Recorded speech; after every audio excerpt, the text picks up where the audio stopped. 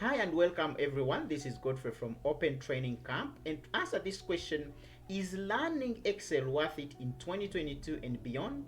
Well, in this video, I'm gonna be revealing to you 4 major reasons why you should start learning Excel right now. The number one reason is that Excel is everywhere. This is one of the most popular spreadsheet application for data analysis in the world, with over 750 million users globally, and it has become a traditional tool of choice for presenting and analyzing data. Equipped with built-in features like pivot tables, Power Query, Power Pivot, and so many other tools that allows you to easily import, explore, clean, analyze, and visualize your data with ease.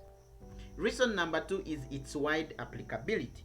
No matter whether you're an accountant, a data analyst, a financial analyst, a project manager, a business analyst, and so many other professions and careers, you still need to learn Excel because it can be applied across multiple careers and professions. Reason number three is Excel's intuitive user-friendly interface, which is by far better in comparison with other spreadsheet applications like Google Sheets, LibreOffice, Smartsheet, OpenOffice, and so many others. The Excel ribbon makes it easy for you to navigate for tools and features, and on top of that, you can customize it the way you want at any time.